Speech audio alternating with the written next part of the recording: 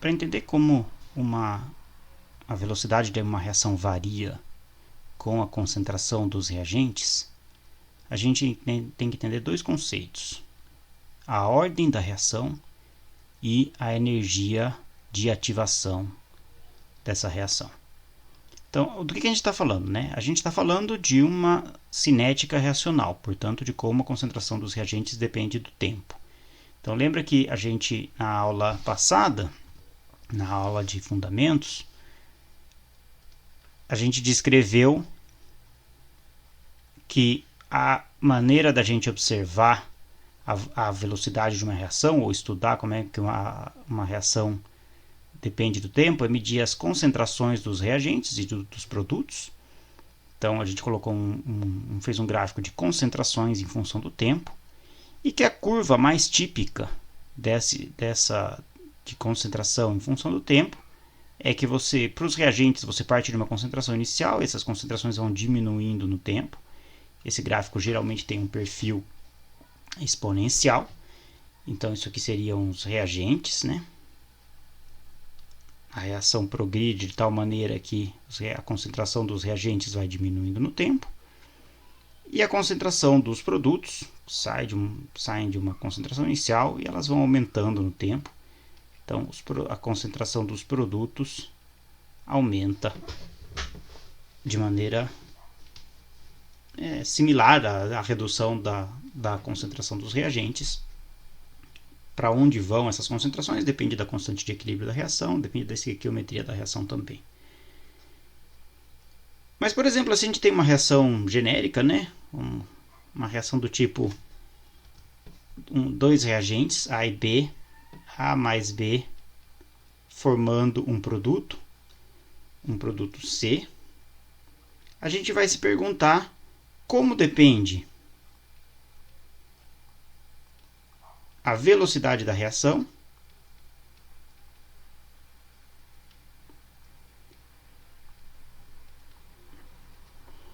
das concentrações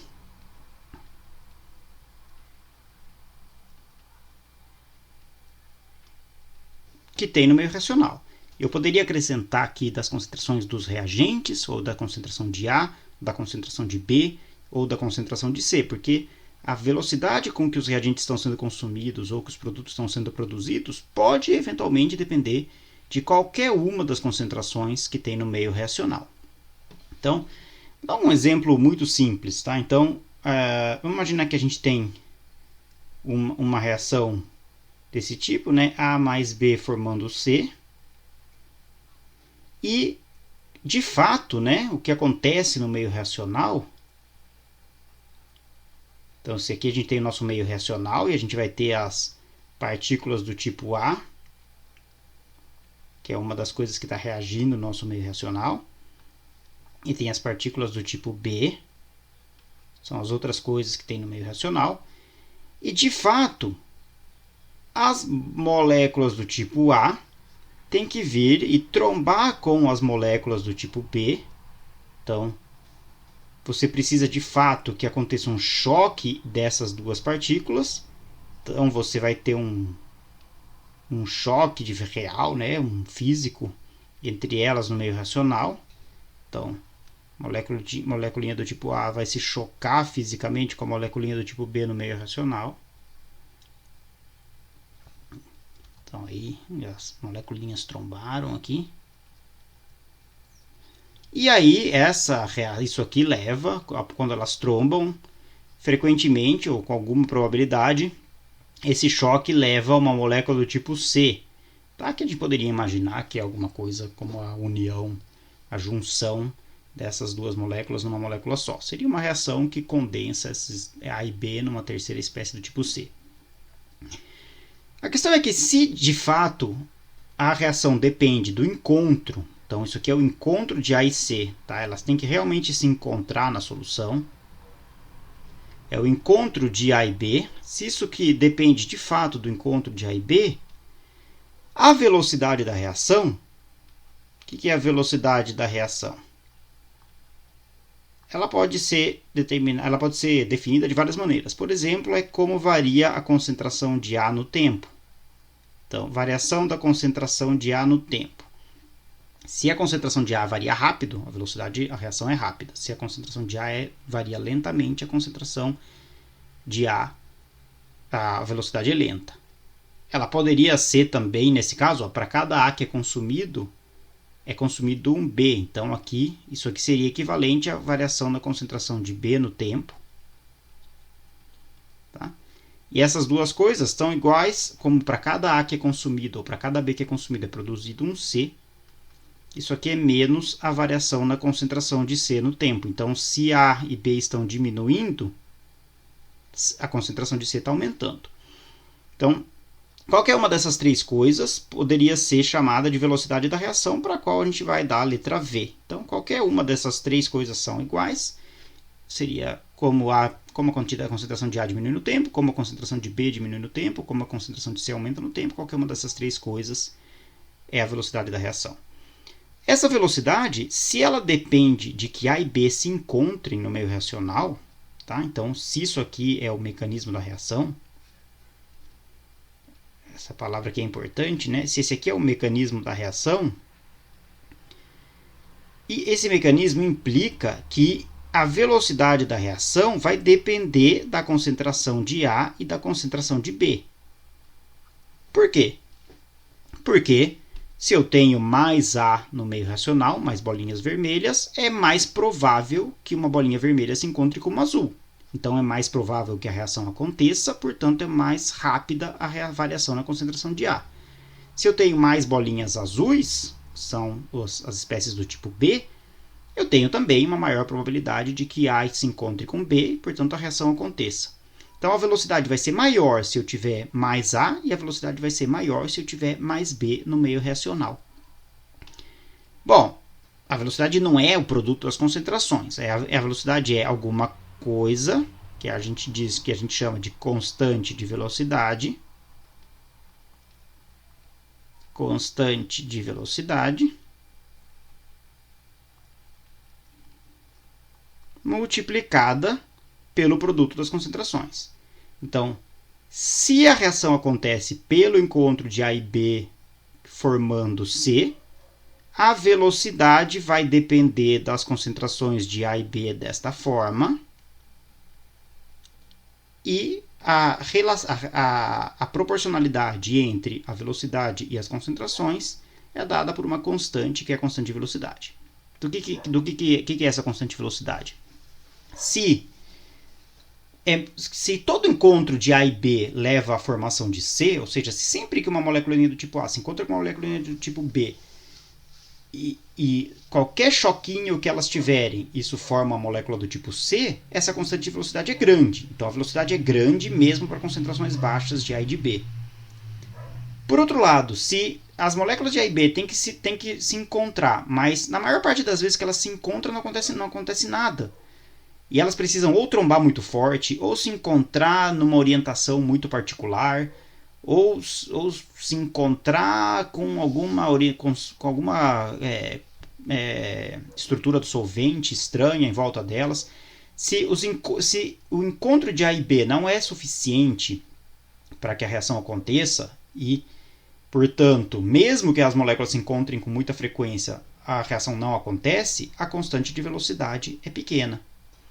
Então, a constante de velocidade ela vai estar relacionada com a facilidade com que a reação acontece, dado que as moléculas se encontraram.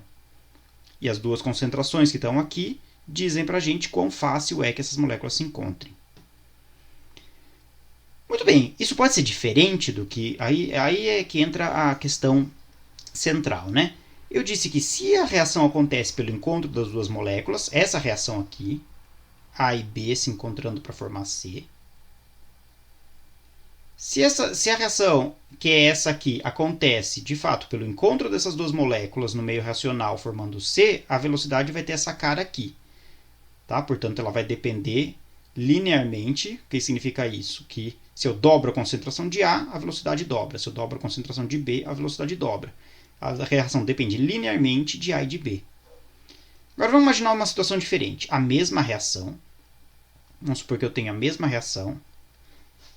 Tá? Não vamos trocar de reação em nenhuma das explicações. A mais B formando C. Então, portanto, é a mesma reação.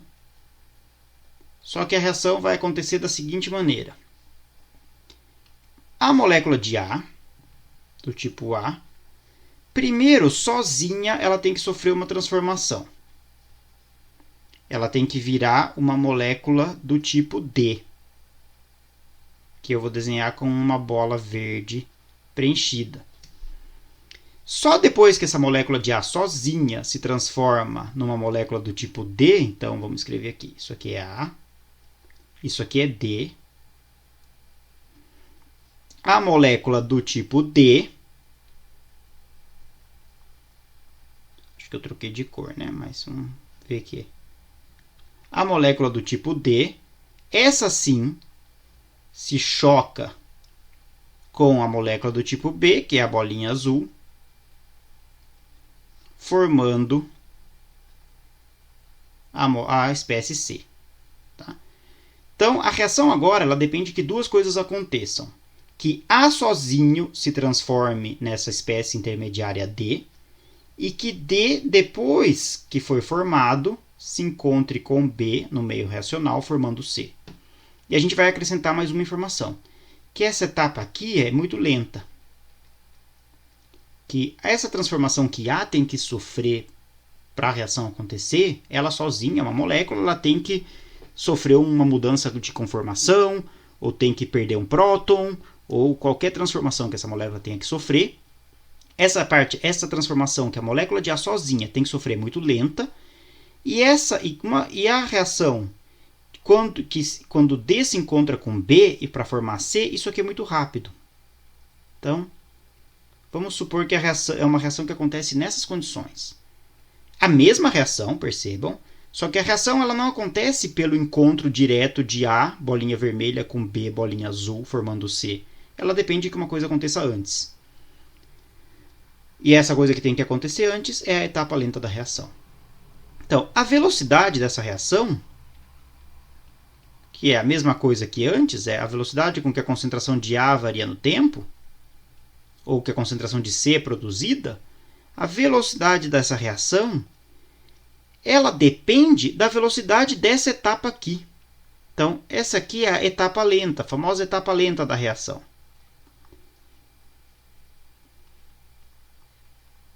Essa é a famosa etapa lenta. E como essa etapa lenta determina quão rápido a reação vai acontecer, a velocidade da reação, que é a taxa da variação da concentração de A no tempo ou a taxa da produção do produto, vai ser uma constante, que não é a mesma que tem necessariamente que está lá em cima, vezes a concentração de A.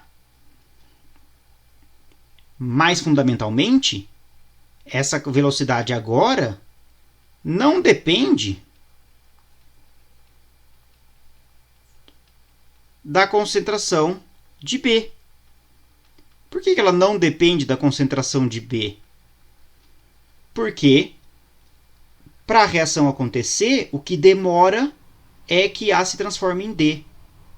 Então, mesmo que eu tenha pouco B no meio, claro, se eu não tiver nada, a reação não vai acontecer, mas mesmo que eu tenha pouco B no meio reacional, ainda assim a reação é determinada por quanto A eu tenho no meio reacional, porque eu dependo dessa transformação de A em D. Então, notem que a reação é a mesma. A reação é a mesma. Ela está acontecendo por um mecanismo diferente. Isso aqui é o mecanismo da reação. Então, ela está acontecendo por um mecanismo diferente. E isso implica que a velocidade depende da concentração dos reagentes de maneira diferente. Ela continua dependendo da concentração de A linearmente, no sentido de que se eu dobro a concentração de A, eu dobro a velocidade, como era aqui.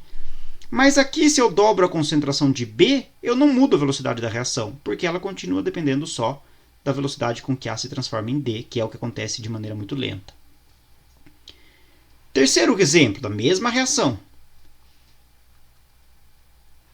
Mesma reação. Então, A mais B formando C. Mesma coisa. Só que agora essa reação vai acontecer por um terceiro mecanismo. E o mecanismo é o seguinte. A, molécula do tipo A, que é a bolinha vermelha, ela tem que se encontrar. Isso pode parecer estranho, mas não é estranho não, viu? Isso aqui acontece com mais frequência do que a gente pode imaginar. Uma molécula do tipo A, ela tem que se encontrar com outra molécula do tipo A para formar uma espécie, que eu vou chamar de D de novo, vai ser minha bolinha verde. Vai formar uma espécie D. Ok? Então, a reação primeiro você tem que ter o encontro de duas espécies do tipo A para formar uma espécie do tipo D. Em seguida, essa espécie do tipo D, que eu sempre acabo trocando a cor aqui, né? Não acho a cor igual. Essa espécie do tipo D, ela vai, essa sim, trombar com a molécula do tipo B.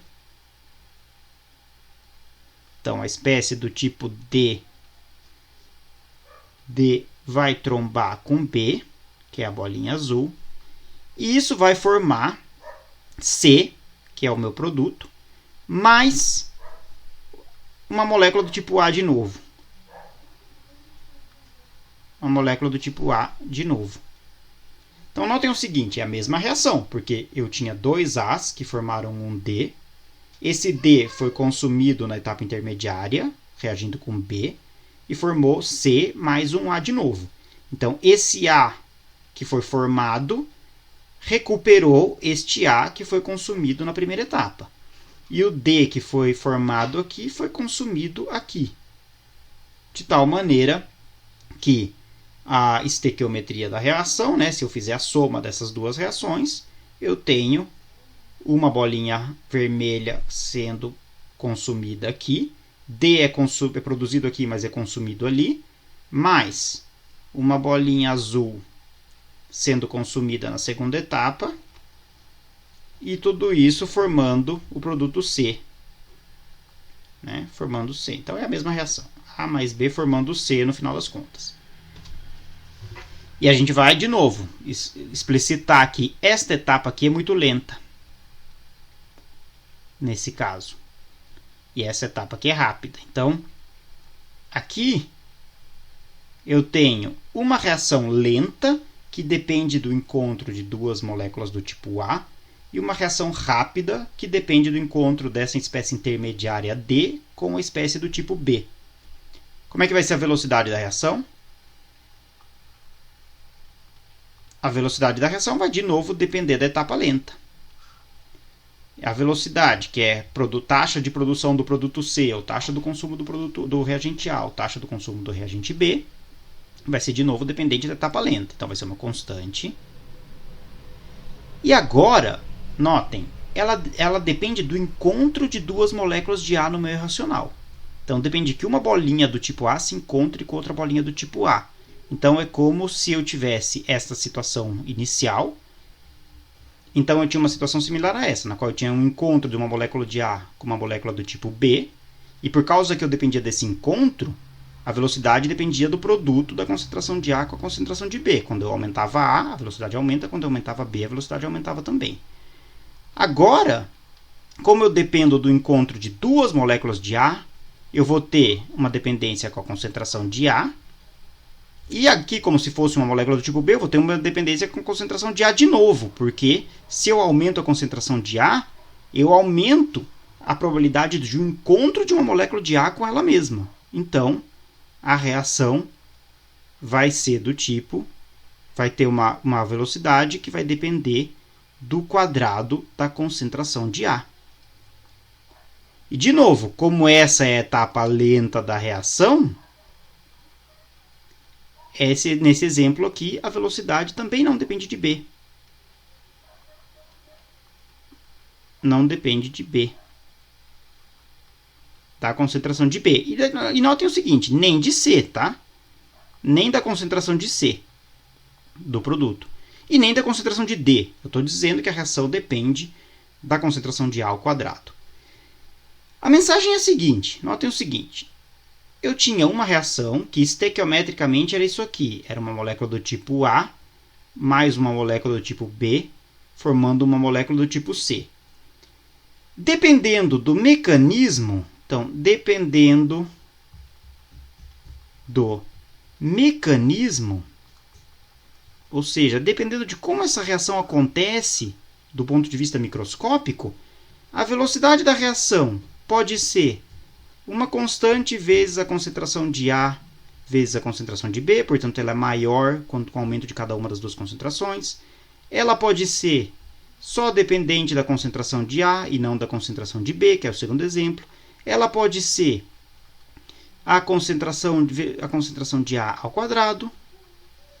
E ela pode ser, na verdade, muitas outras coisas. E se o mecanismo for muito complicado, essa reação, inclusive, poderia ter uma dependência do tipo uma constante vezes a concentração de A ao quadrado, vezes a concentração de B ao cubo, dividido pela concentração do intermediário D. Poderia ser qualquer coisa, na verdade. A maneira como a velocidade depende das concentrações depende da maneira como a reação acontece do ponto de vista microscópico. Tá? Então, o estudo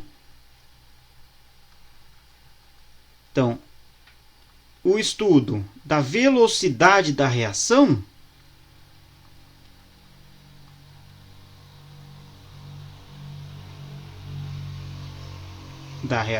ou mais especificamente, o estudo de como a velocidade da reação depende das concentrações das espécies que tem na reação, dá informações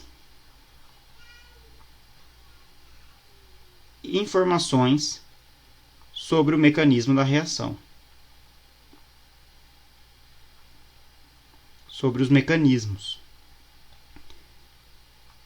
Tá? Isso aqui, em particular, né, para vocês que são biólogos ou químicos, né, na biologia isso aqui é muito importante. Você estuda a velocidade das reações enzimáticas para entender como uma enzima atua, por exemplo, ou como um fármaco inibe a enzima, ou como um fármaco ativa uma enzima, ou qualquer uma dessas coisas. Então você tem que estudar a velocidade das reações, como ela depende das concentrações dos reagentes, para entender como é que a reação acontece do ponto de vista microscópico. Bom, a velocidade então pode depender, a mensagem aqui, né, é que a velocidade, tá vendo? Ela pode depender das concentrações dos reagentes de qualquer jeito, tá? E a forma, a dependência das concentrações, da velocidade com as concentrações,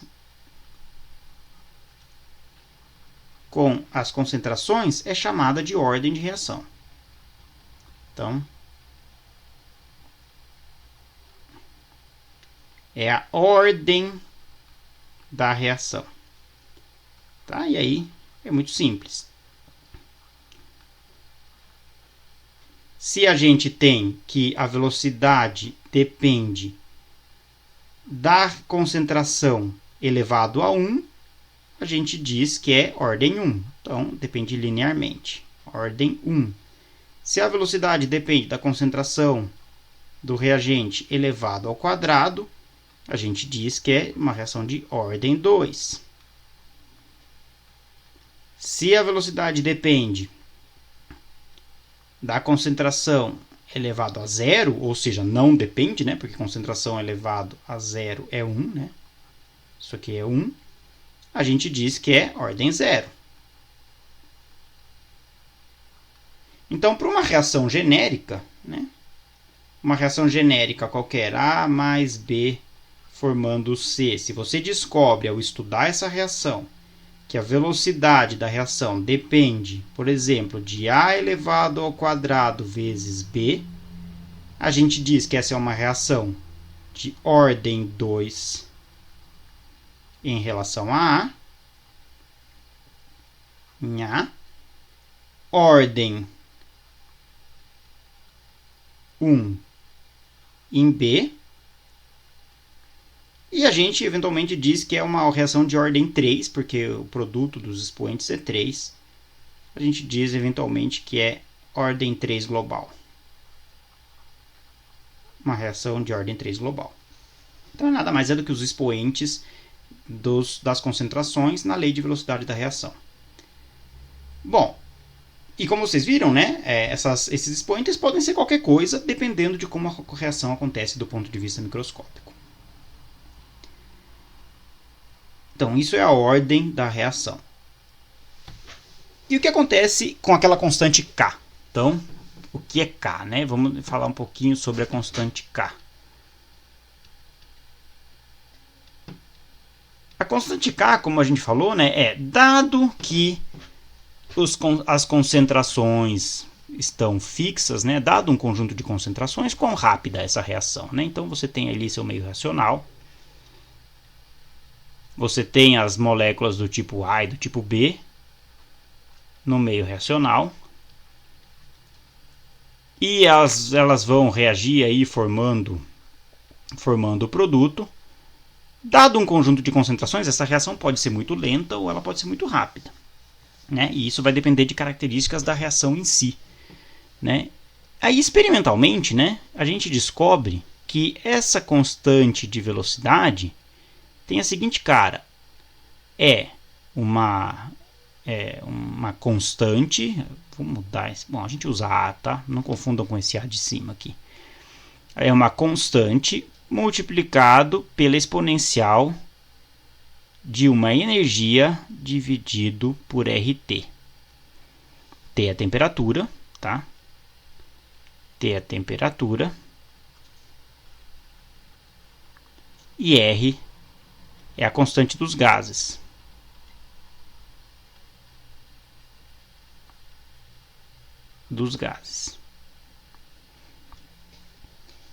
E que, portanto, essa constante de velocidade, que é o K, que está em qualquer uma dessas leis de velocidade que a gente determinou aqui, depende da temperatura. Então, como a gente entende essa dependência da temperatura da maneira mais direta, né? Se a gente pensar que A e B tem que sofrer, no caso mais simples, né, onde A e B tem que se chocar para sofrer a reação em forma C, esse choque aqui, ele pode acontecer, mas se ele acontecer, por exemplo, muito fracamente, ele pode não ser suficientemente energético para induzir a ruptura de alguma ligação química que tem que ser rompida para a formação do produto C. Ou a junção, a formação de uma ligação química, alguma coisa assim. Então, como a gente representa isso? A gente diz que A e B são os reagentes, né? Então, a gente tem A e B, os reagentes, e a gente faz um gráfico de energia em função da coordenada da reação. Então, isso aqui significa a aproximação, por exemplo, de A e B no meio reacional.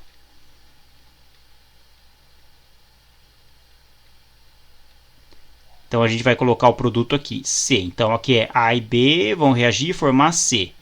E se a gente pensa que aqui tem uma barreira energética para a formação desse produto C, o que a gente observa? A gente imagina que A e B agora tem que se chocar, então A e B tem uma determinada energia, que é a energia dos reagentes. Eles têm que trombar, mas ao se chocarem, eles têm que superar uma barreira energética, que pode ser a ruptura de uma ligação química, formar aqui um intermediário de alta energia, que eu vou representar aqui como se fosse uma espécie meio intermediária, onde A e B estão meio colapsados um no outro, que é a espécie intermediária que vai levar o produto C. E aí, uma vez que alguma ligação química aqui dentro se rompe, ou você tem uma mudança conformacional que precisa de energia para acontecer, e essa condição para que a reação aconteça se satisfaz, se a energia é suficientemente alta para isso, você forma o produto e vem formar o produto C aqui embaixo, que é um produto mais estável. Então a reação vai avançar na direção de formar C. Então, para a reação acontecer, não só A e B tem que se encontrar, né? Então, que no caso do primeiro mecanismo, onde de fato depende desse choque, né? Lembra, quando dependia efetivamente desse choque, a reação tinha uma velocidade que dependia das duas concentrações, porque dependia do encontro dessas duas espécies, e dessa constante. Então, dado que o choque, que as duas moléculas se encontraram, elas têm que se encontrar com uma energia suficiente para superar esta barreira aqui. Se a energia do choque não for suficiente para superar essa barreira, as duas moléculas se encontram e elas se separam de novo e não formam um produto. Se a energia do choque for suficiente para superar essa barreira, as duas moléculas se encontram e podem formar o produto. A isso a gente chama energia de ativação da reação. Então, ou seja, qual que é a energia necessária no choque dessas duas partículas para que o encontro entre elas leve à formação do produto. Isso depende da temperatura, tá vendo? Não a energia de ativação, mas quanto maior a temperatura, as moléculas estão mais agitadas. Então, você aumenta a temperatura, você aumenta a agitação das moléculas, né? Então, você aumenta a temperatura, as moléculas começam a se agitar mais.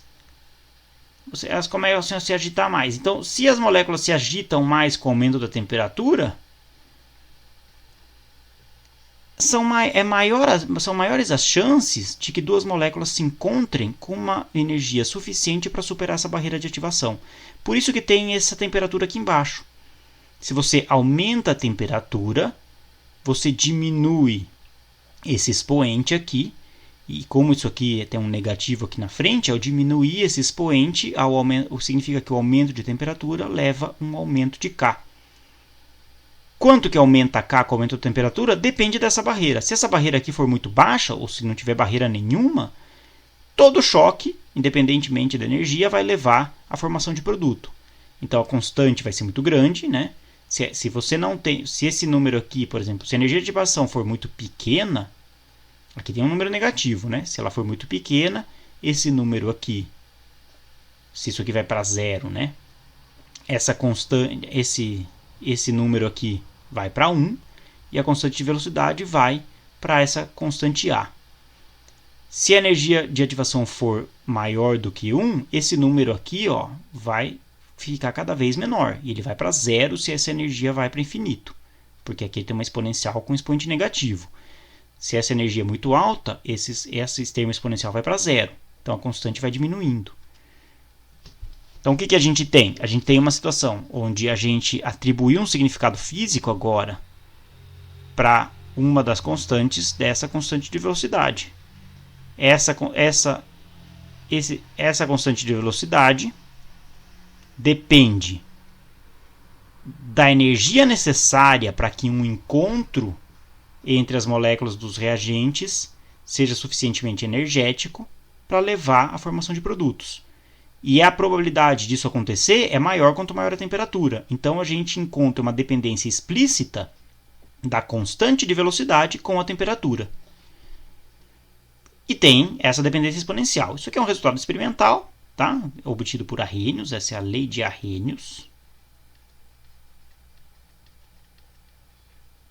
E que depois pode ser demonstrado usando diferentes argumentos de termodinâmica, mas ele é um resultado essencialmente experimental, que é a equação de Arrhenius, que diz que a constante de velocidade da reação ela tem uma dependência com a temperatura, e que é no inverso do expoente, e a gente associa isso a uma energia de ativação, que é a energia necessária para que o encontro das duas partículas leve à formação dos reagentes. Dada essa dependência, então, da lei de Arrhenius, né, se essa é a dependência, se K é uma constante vezes E elevado menos energia de ativação dividido por RT, a gente tem que o logaritmo de K é igual ao logaritmo de A menos energia de ativação sobre RT. O que significa que se a gente fizer um gráfico, se a gente agora fizer diversos experimentos, esse aqui é um ponto importante, ó. Se a gente fizer diversos experimentos em temperaturas diferentes, então vamos colocar aqui no eixo X, temperaturas diferentes, mas vamos escrever essa equação da seguinte maneira. Primeiro, ó, logaritmo de K igual ao logaritmo de A menos energia de ativação sobre R multiplicado por 1 sobre a temperatura. Então, se a gente fizer experimentos em diversas temperaturas e a gente fizer um gráfico de logaritmo da constante de velocidade em função de 1 sobre a temperatura, né, a gente tem que y, logaritmo da constante de velocidade, é igual a AB B, que é o logaritmo de A, o coeficiente linear, mais A vezes X. Tá? Então, uma equação de primeira ordem, uma equação de uma reta, com coeficiente angular menos EA sobre R, e X é 1 sobre T. Então, se eu faço experimentos em diferentes temperaturas e faço o gráfico do logaritmo da constante de velocidade em relação a 1 sobre a temperatura, eu espero obter uma reta decrescente, porque o coeficiente angular é negativo. Essa reta tem um coeficiente linear, que é onde ela passa no eixo X, ela corta o eixo Y, que é o logaritmo dessa constante A, e um coeficiente angular, que é menos a energia de ativação dividido pela constante dos gases. Então, se você faz diversos experimentos de média velocidade da reação em diversas temperaturas, você consegue determinar a energia de ativação da reação usando essa linearização da lei de Arrhenius e calculando qual é o coeficiente angular dessa reta, ou seja, calculando qual é a inclinação da reta. Então, isso é parte do que é feito experimentalmente normalmente.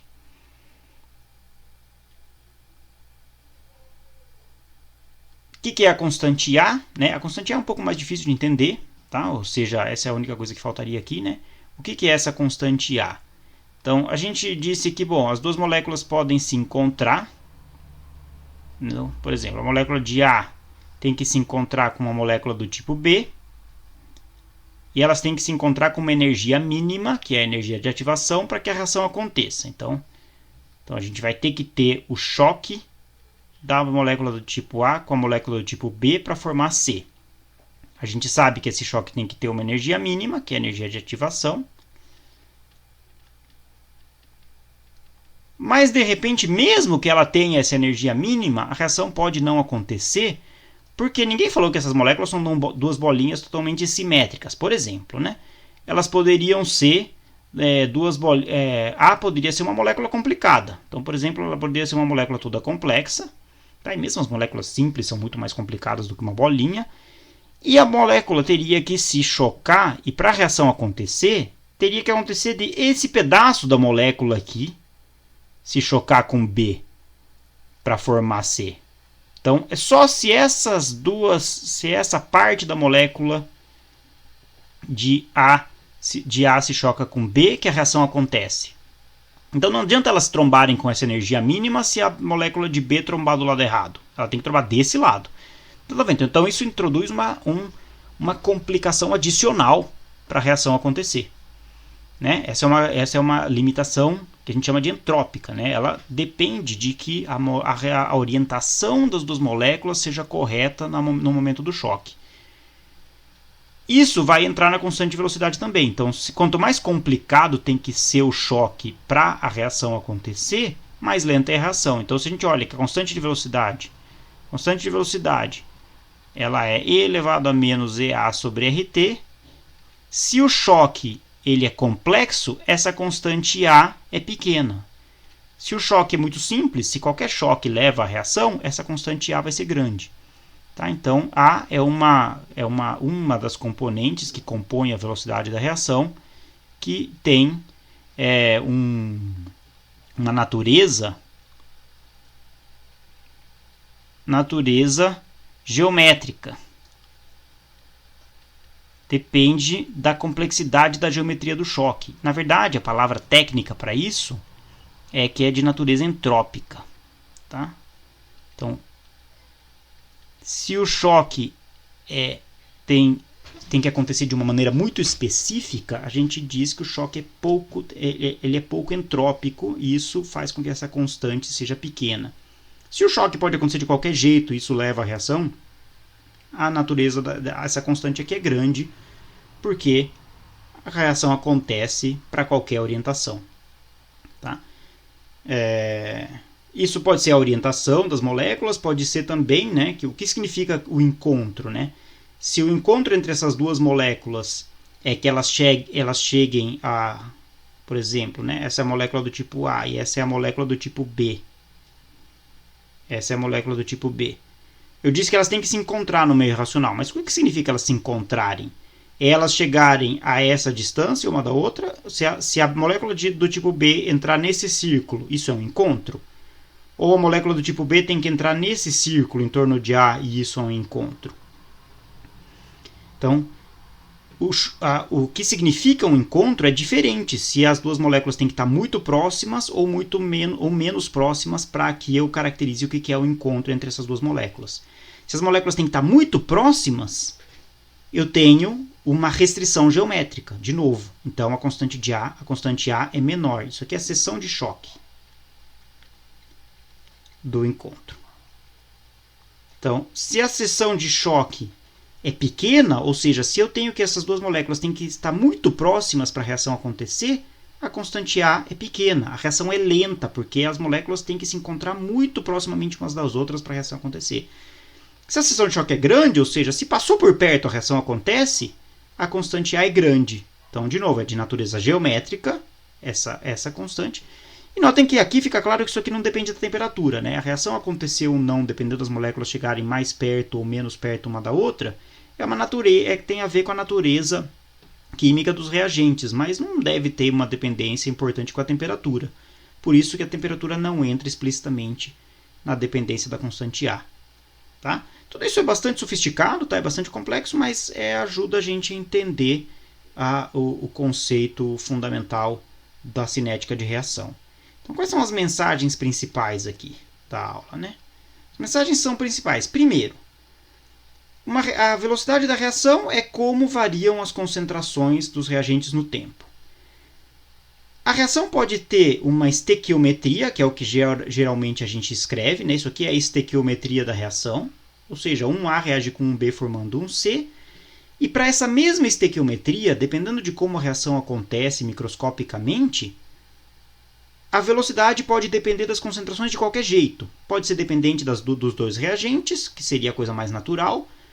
Pode depender de um reagente só, e não depender do outro reagente. Por exemplo, nesse caso aqui, onde a etapa lenta não depende do reagente B. Pode depender de um reagente ao quadrado, ou pode depender de qualquer outra maneira da concentração dos reagentes. Então, a velocidade da reação ela é dada por alguma relação entre as concentrações dos reagentes, que pode ser qualquer relação, que precisa ser determinada experimentalmente, e ao ser determinada experimentalmente, isso dá indícios para a gente de como a reação acontece do ponto de vista microscópico, como as moléculas têm que trombar umas com as outras para a reação acontecer. Essa dependência da velocidade da reação com as concentrações é o que a gente chama de ordem de reação. Tá? E existe uma ordem para cada um dos reagentes, que pode ser de ordem 1, ordem 2, ordem 3, pode ser ordem meio, pode ser da raiz quadrada, enfim, pode ser coisas complicadas. Essas ordens são os expoentes da dependência da velocidade com a concentração de cada reagente. E a constante de velocidade que relaciona a velocidade da reação com as concentrações, essa constante de velocidade depende de duas coisas. Depende de quão energético tem que ser esse choque para superar as barreiras que levam à quebra de ligações químicas, por exemplo. E essas barreiras a gente chama de energia de ativação. Quão energético tem que ser esse choque, é o que a gente chama de energia de ativação. Isso introduz uma dependência da velocidade da reação com a temperatura, porque quanto maior a temperatura, mais energéticas estão as partículas, portanto, mais fácil superar essas barreiras. E do outro lado, isso permite que a gente determine essa energia de ativação, fazendo um gráfico linearizado da constante de velocidade em relação a 1 sobre a temperatura, que é a linearização da lei de Arrhenius. E do outro lado tem uma constante que é pouco dependente da temperatura, ou não é nada dependente da temperatura, que depende da geometria desse choque, ou seja, de quão complicado é geometricamente o choque entre as partículas para levar finalmente a reação ao seu produto. Né? Se a natureza se o seu choque é muito simples, a constante A vai ser uma constante grande. Se o choque é muito complicado, se é geometricamente muito complexa a maneira pela qual essas moléculas têm que se encontrar para levar o produto, essa constante vai ser pequena. Então, mesmo que os choques sejam energéticos suficientes, se o choque não for muito particular do ponto de vista geométrico, a reação não acontece. Então, a velocidade é baixa. Isso se reflete numa baixa constante de velocidade para a reação. Então, esses são os conceitos fundamentais para entender cinética reacional de uma maneira bastante ampla.